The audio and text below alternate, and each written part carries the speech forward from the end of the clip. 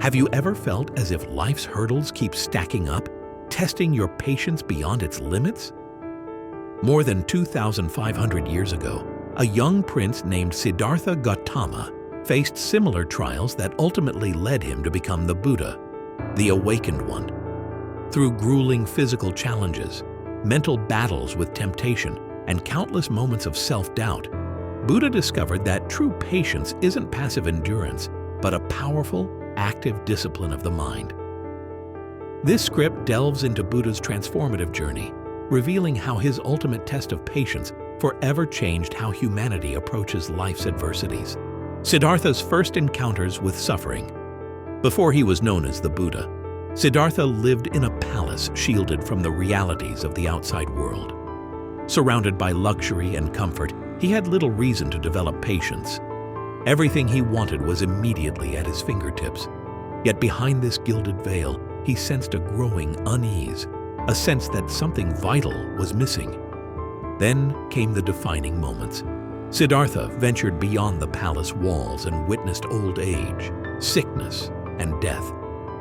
No longer could he deny that suffering was woven into the fabric of existence. This realization lit a fuse of restlessness in Siddhartha's heart. The controlled environment he'd known now felt like an illusion.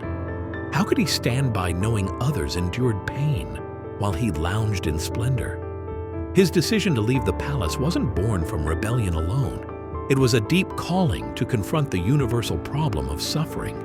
For the first time, Siddhartha had to exercise patience in a new form, the patience to walk away from privilege, accept uncertainty, and embrace the unknown.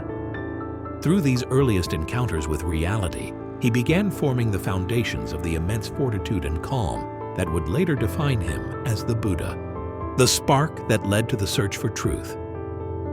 Driven by compassion and existential curiosity, Siddhartha set out on a quest to find an end to suffering. Yet this mission wasn't as simple as mastering a skill or memorizing scriptures. It required reshaping his entire perspective on life. He studied under ascetics who believed that punishing the body, starving it, depriving it of sleep, subjecting it to extreme conditions, could conquer the mind's cravings.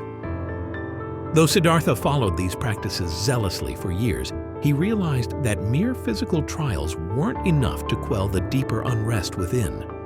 Here, patience took on a new meaning. He had to endure the frustration of hitting dead ends, the disillusionment of discovering that rigorous asceticism only left him weak and no closer to ultimate truth. Over time, he found that an unbalanced approach, either indulgence or harsh deprivation, distracted him from the real work. Understanding how thoughts, desires, and fears shape our reality. This period tested his willingness to keep searching despite setbacks, an early clue that patience isn't just about waiting, but about persisting in the face of repeated obstacles and apparent failures. The middle way, a new kind of patience.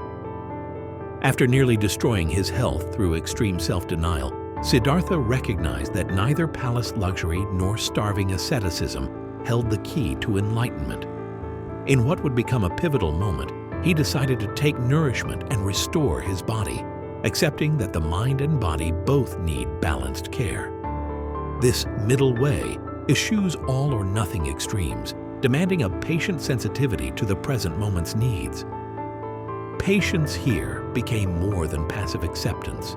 It grew into an active, mindful moderation. If he felt hungry, he ate enough to maintain strength. If his body ached, he adjusted his posture rather than forcing it into agonizing contortions. Over time, Siddhartha saw that treating himself with balanced kindness conserved energy for deeper mental exploration.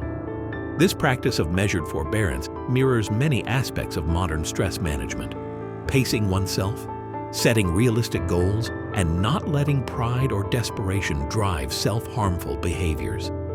Crucially, the middle way allowed Siddhartha to intensify his mental focus without wrecking his body, revealing a synergy between kindness and endurance that would soon define his ultimate test. Sitting under the Bodhi tree, the ultimate trial. The defining test of Siddhartha's patience came when he chose to sit under the Bodhi tree until he reached enlightenment or died trying. This vow, seemingly extreme, symbolized his unwavering dedication to solving the riddle of suffering. But it wasn't just the physical act of sitting, it was an inner battle, his mind bombarded by temptations, fears, and profound doubts. Buddhist texts describe the demon Mara assaulting him with apparitions of lust, violence, and scorn, all aimed at shaking his resolve. In the face of these mental storms, Siddhartha didn't engage in an epic struggle. Instead, he remained quietly rooted, observing each vision without succumbing to panic or desire. He recognized these illusions as manifestations of his own mind, fleeting, insubstantial, and ultimately powerless. This approach demanded immense patience. Rather than fleeing, fighting, or bending to the illusions, he stayed with the moment, letting each wave of temptation pass. The Bodhi tree ordeal illustrates how controlling the mind isn't about dominating or suppressing emotions, but meeting them with calm attentiveness. As dawn approached, he saw the nature of his mind clearly, shattered the final veils of ignorance, and rose as the Buddha, the awakened one. What Buddha's test of patience reveals about our minds? Buddha's enlightenment shows that the mind isn't an enemy to be conquered by force, but rather a complex landscape we can learn to navigate. During his ultimate test, every distraction or negative emotion was a teacher in disguise, highlighting areas of attachment or fear. His patience allowed him to watch these mental events come and go without identifying with them.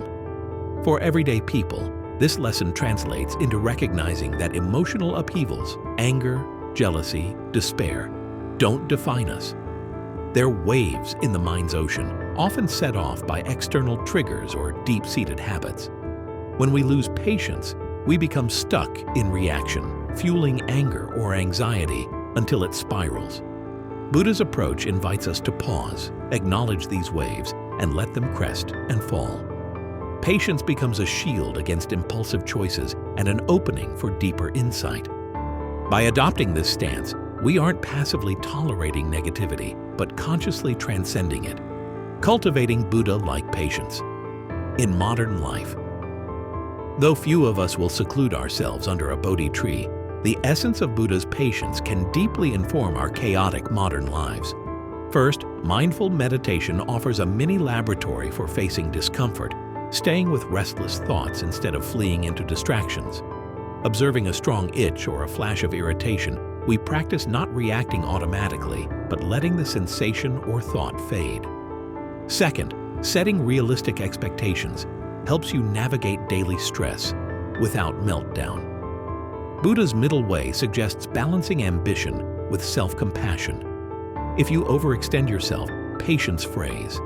But when you plan tasks according to your genuine capacity, you cultivate steadiness. Third, embracing uncertainty fosters patience under life's shifting circumstances. Job changes, health issues, relationship transitions.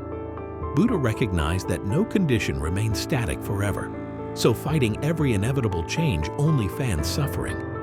Accepting that flux is normal nurtures the mental pliability to handle what arises.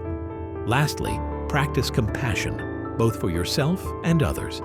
When colleagues or loved ones test your patience, see them through a lens of empathy, recalling your own struggles with fear or pride. This perspective shifts your focus from judgment to understanding, deflating heated emotional charges. Over time, these practices root patience in your habits, turning ordinary frustrations, traffic jams, disagreements, annoying phone calls into opportunities for mindful growth. Practical exercises to build patience. If you're eager to follow Buddha's footsteps in conquering impatience, try weaving a few practical exercises into your daily routine. One approach is the daily pause, where you pick an everyday task, such as brushing your teeth or making coffee, and do it at half your usual speed, noticing any restlessness that arises. You could also adopt micro-meditations by taking 3 slow, conscious breaths whenever tension flares, silently labeling the feeling like irritation, hurt, anger, before letting it pass. Another idea is the waiting practice.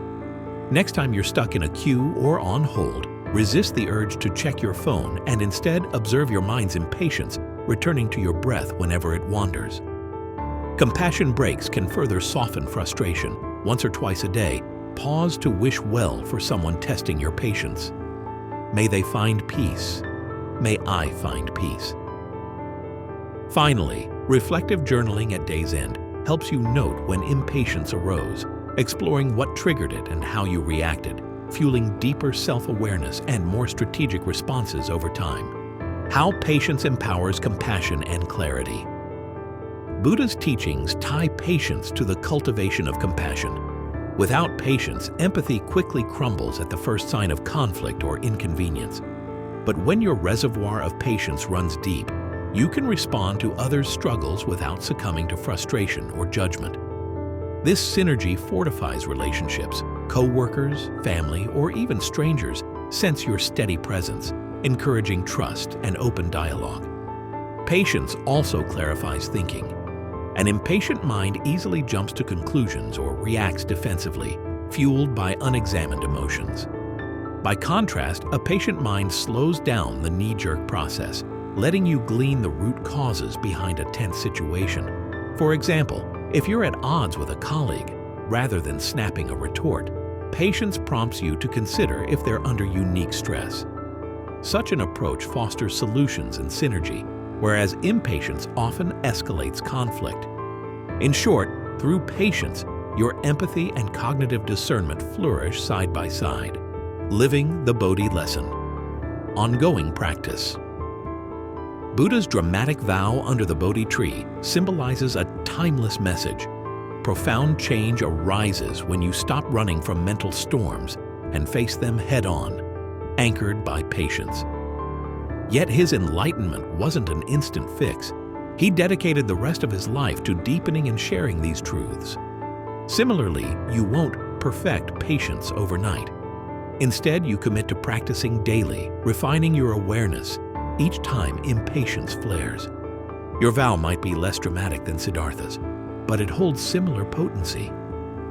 Perhaps you vow to remain calm through a challenging work project, or to respond with warmth to a critical family member for a month. Each moment you refrain from venting or rushing judgment is a victory for conscious mind training. Over weeks and years, these small decisions accumulate into a resilient spirit, mirroring how Buddha's single night of perseverance under the Bodhi tree led to a lifetime of compassion and wisdom. Buddha's ultimate test of patience wasn't just about enduring physical discomfort or resisting temptation. It was about transforming his entire approach to the mind. By meeting each challenge with clarity and forbearance, he unlocked a wellspring of empathy, calm, and insight. Which aspect of his story resonates with you most? Comment below to share your reflections. And if this dive into Buddha's patient path intrigues you, like, share, and subscribe to our YouTube channel, Monk Mindset, for more tools to foster inner stability and compassionate living. May your patience guide you toward ever deeper peace.